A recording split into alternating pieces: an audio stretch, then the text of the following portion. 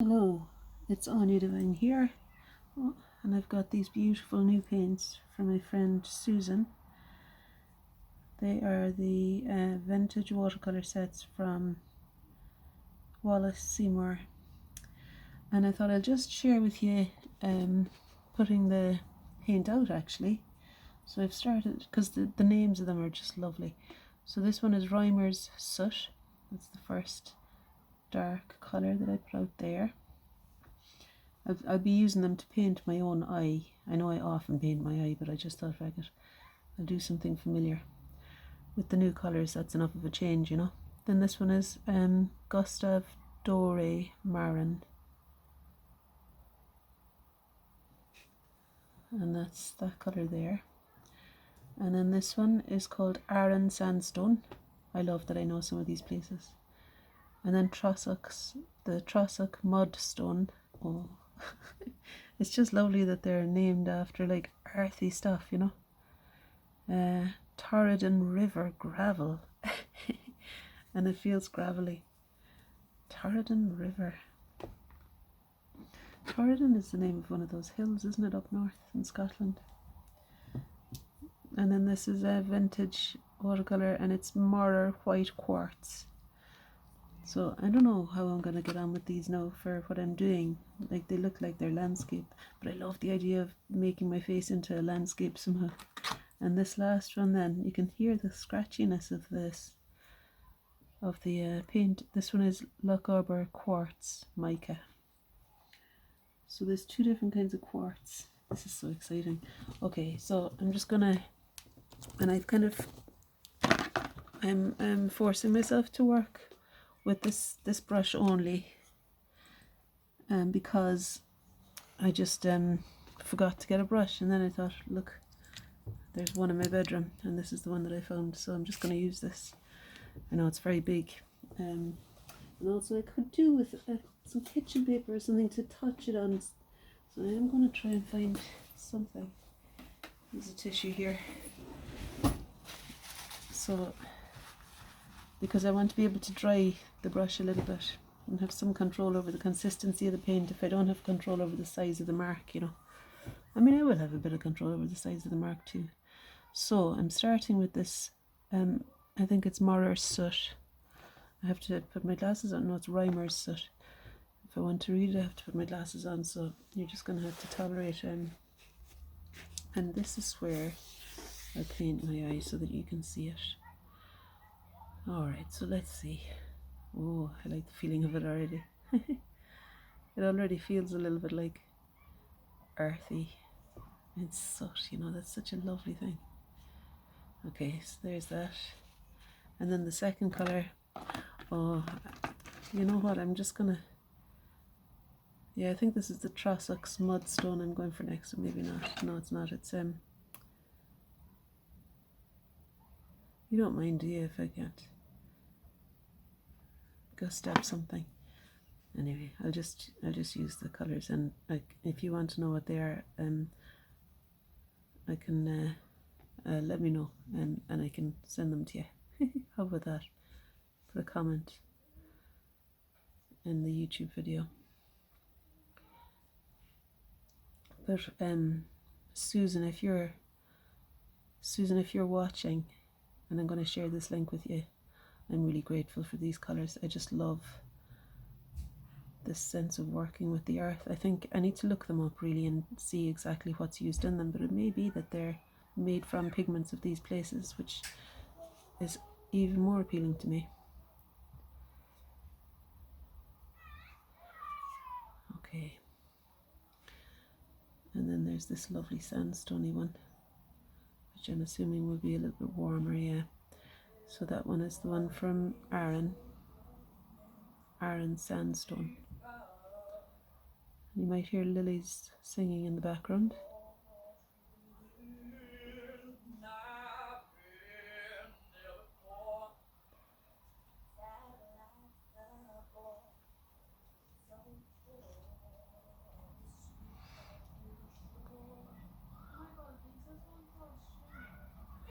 I'm kind of determined to use every colour. I'm doing a video here.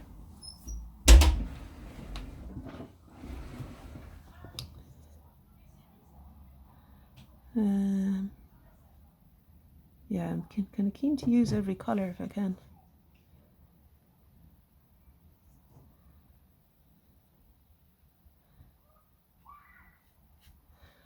Yeah, loving the feel of them. I don't know what this one is now, but it's a kind of a browny red. Maybe a little bit lighter than the others. Lighter than the sandstone, but still a warm colour. It's actually really good for skin. For my skin in this light. But I'd say, you know, a lot of skin colours could be explained by these. There won't be much capacity for fine tuning here now with the size of the brush. But hey ho, you know, it's not. God, they're lovely pigments.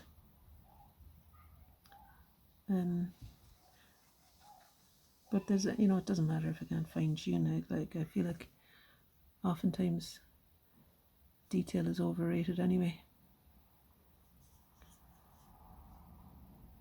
I will probably feel like running downstairs and getting a small brush though at the end of this, a smaller brush, and just being able to model a little bit more, I reckon. Because I'm excited by these paints. Thanks, Susan. It's great when you get something new to play with. And then there's the quartz. This is kind of exciting. It's like a greyish colour, which is almost just like a wash over the paper, really.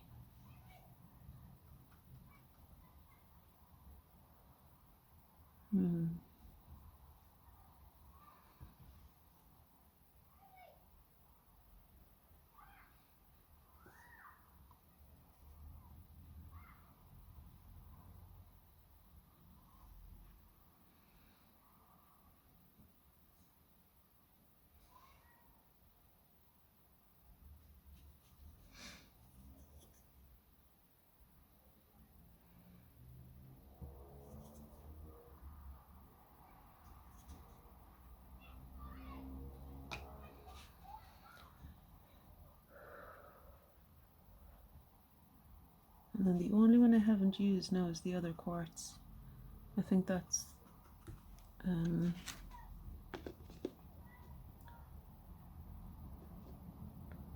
Monar white quartz. As far as I know, that's what this one is.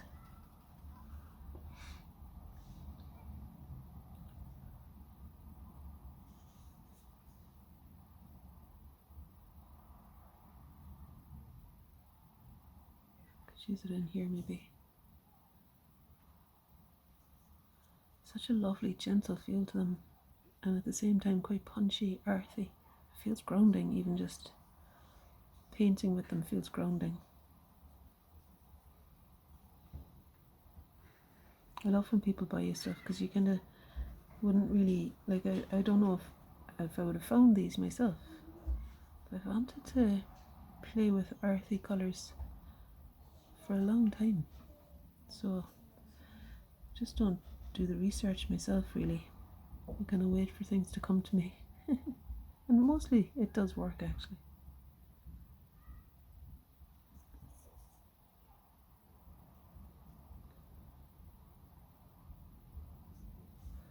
I like getting a bit of a step of light that sits on the upper surface of the lower lid there.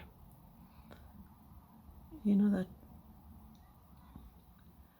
that step of the plateau of that upper surface of the lower lid as a way of increasing the sense of depth in that area, and the feeling of giving the feeling of form.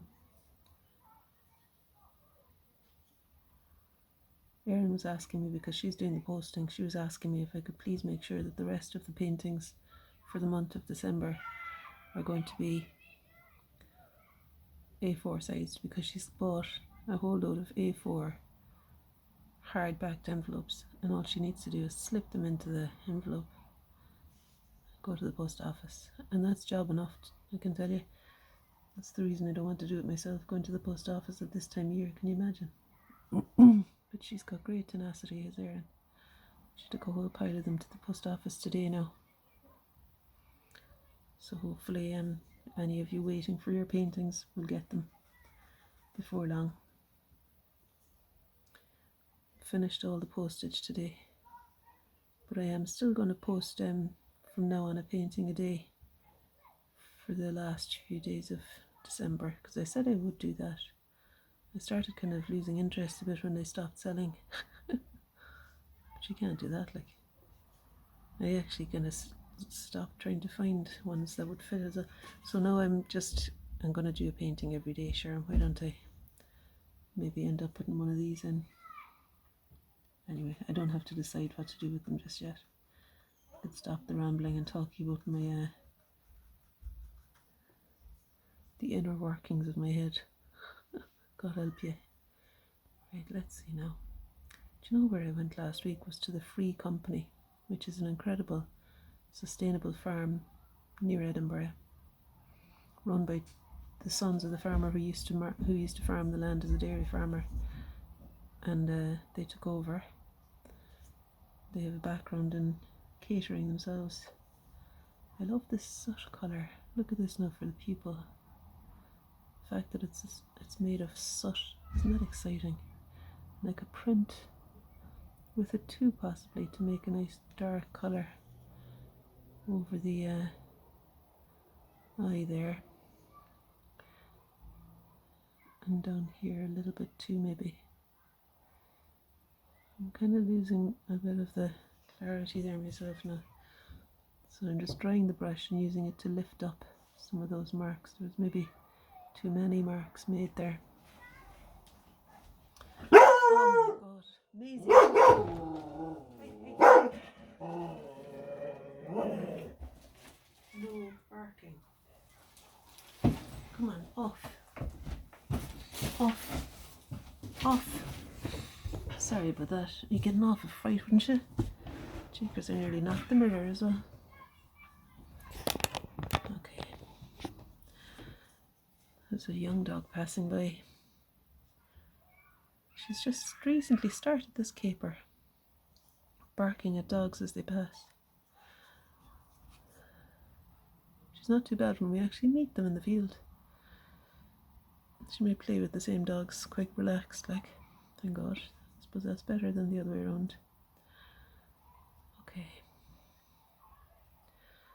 So this is a combination of all the colours. I've forgotten which ones I'm using now, to be honest. I'm just going with the flow of it, picking up whatever feels good for this section and then just painting it down.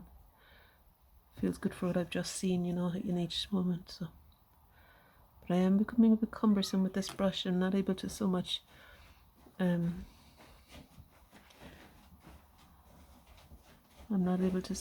the detail of things. So rather than try, I'm gonna just reassess what it is that's really important.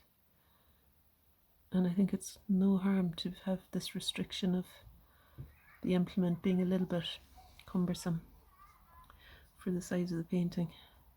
It's no harm sometimes having that restriction, because it causes new marks to be made, maybe something different to happen.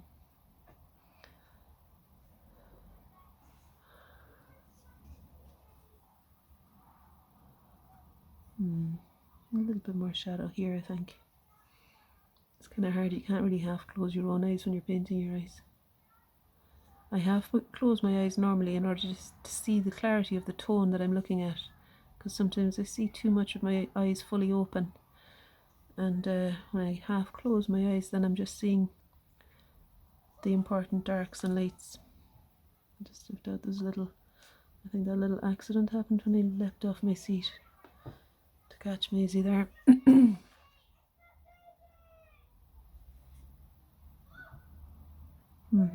There's a little bit more red in there I want to capture. I'm sure I could use some of that there as well, bottom of the iris. Yeah, I'm gonna call it a day. Like, this is really mostly an experiment. to break open these new paints that I just got this yesterday morning, and I wanted to just get a feel for them, and that's exactly what I've done, and I'm looking forward to using them in other situations now as well. They're playing football outside, you can maybe hear them. Local children are great footballers. There's a girl down the road, she's maybe about 10, and I think she's probably one of the most skilled of them.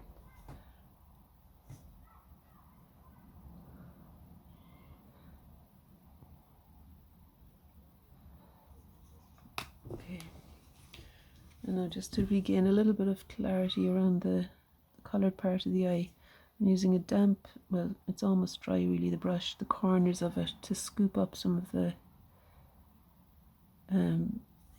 iris shape so that it becomes a little bit smaller again.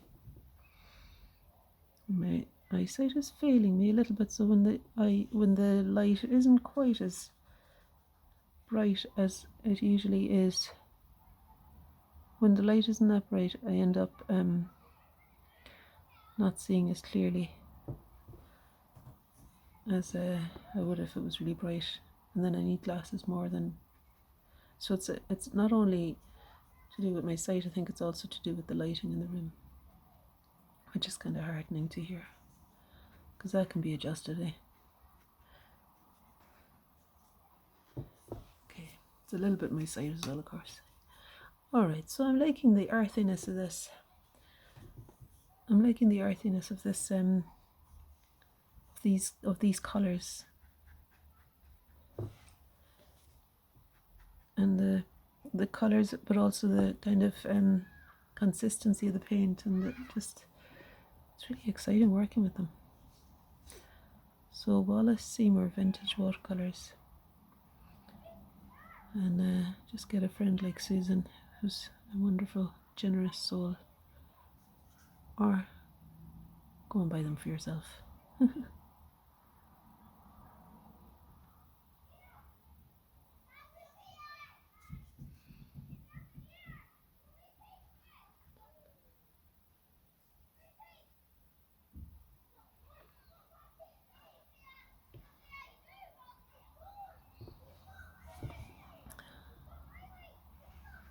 I'd say I might just stop there now. Okay, so that's what happened. Here's my eye. And I used these beautiful paints from my friend Susan to make that eye happen. Lovely artsy, sooty colours, and they go a long way. Really good pigment, so I'll be using that again and again, that palette. Okay, and here I am. All the very best, everybody. See you tomorrow. Bye. Ta-da! Thanks, Susan.